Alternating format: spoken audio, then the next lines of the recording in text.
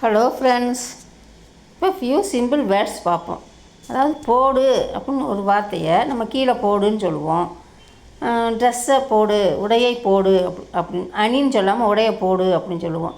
அதவே ரெண்டு விதமாக சொல்லுவோம். அதை எப்படி சொல்கிறதுன்றத ஹிந்தியில் பார்ப்போம். குப்பையை வெளியே போடு அப்படின்னா கச்சரா பாக டாலோ அப்படின்னா பாகன்னா வெளியே, கச்சரானா குப்பை, கச்சரா பாக டாலோ அப்படின்னா குப்பையை வெளியே போடு.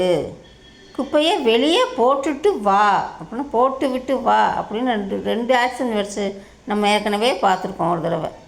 கச்சரா பாக டால்கர் ஆவோ அப்படின்னா வெளியே போட்டுட்டு வா. கீழே போடு, நீச்சே டாலோ, மேலே தூக்கி போடு, மேலே தூக்கி எறி, தூக்கி எறி நான் பிடிச்சிக்கிறேன் மேலே போடு அப்படின்னு மேலே தூக்கி போடு, தூக்கி எறி அப்படின்னா ஊப்பர் உச்சாலே அப்படின்னா தூக்கி போடு, தூக்கி எறின்னு அர்த்தம். உள்ளே போடு அப்படின்னா அந்தர் டாலோ அப்படின்னா உள்ளே போடு. இப்போ வெளியேனா பாகர் டாலோ, உள்ளேனா அந்தர் டாலோ. கொஞ்சம் உப்பு போடு அப்படின்னா தோடா நமக் டாலோ.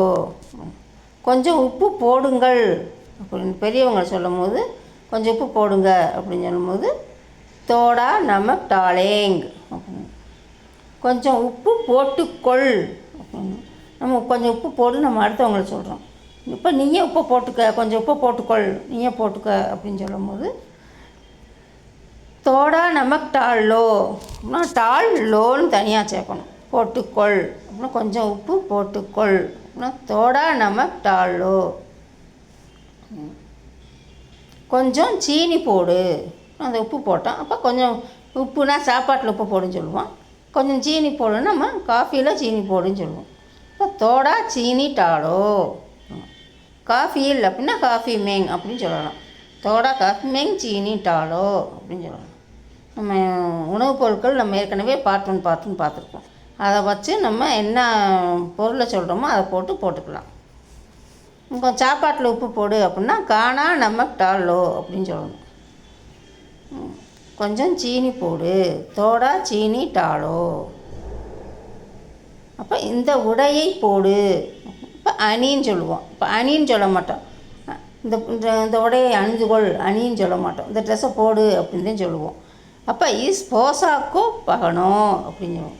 போசாக்னா ட்ரெஸ்ஸு, அதை கப்படா அப்படின்னு சொல்லுவாங்க. ஆனால் துணின்னு அர்த்தமாயிரும். போசாக் அப்படின்னு சொல்கிறது தான் கரெக்டாக இருக்கும்.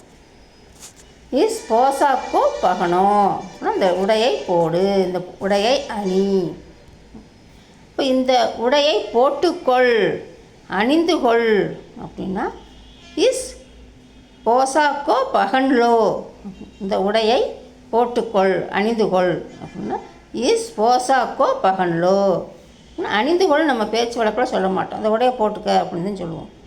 இஸ் போசாக்கோ பகன்லோ அப்படின்னா அவன் கன்னத்தில் ஒரு போடு போடு அப்படின்னு. அப்போ அடின்றதை நம்ம போடுன்னு சொல்லுவோம். அப்போ அவன் கன்னத்தில் போடு அப்படின்னு சொல்லுவோம். அப்போ உஸ்கே கால் பர் ஹராவோ அப்படின்னு. அப்போ அடி, அவன் கன்னத்தில் அடி. அப்போ ஹராவோன்னு சொல்லலாம், மாறோ அப்படின்னு சொல்லலாம். உஸ்கே கால் பர் மாறோ அப்படின்னு சொல்லலாம். இல்லை உஸ்கே கால் பர் ஹராவோ அப்படின்னு சொல்லலாம். அவன் கன்னத்தில் போடு, அவன் கன்னத்தில் 2 போடு, அவனை 2 போடு அப்படின்னு சொல்லு. அவனை 2 அடின்னு சொல்லாமல் அவனை ஒரு போடு போடு அப்படின்னு சொல்லுவாங்கள்ல. அப்போ இப்போ உன் கன்னத்தில் போட்டுக்கொள், உன் கன்னத்தில் அடிச்சுக்கோ அப்படின்னு. சாமியை பார்த்துட்டு இப்படி கன்னத்தில் அடிச்சுக்கிடுவாங்க. அப்போ சாமியை கும்பிடும்போது கன்னத்தில் அடிச்சுக்கிறோம். அப்னே கால் பர் மாறோ, அதே தான் அப்னே கால் பர் ஹராவோ அப்படின்னு சேர்க்கலாம். அவனை அடி, உசே ஹராவோ. அவனை அடி, அவனை போடு அப்படின்னா அவனை அடி உசே ஹராவோ.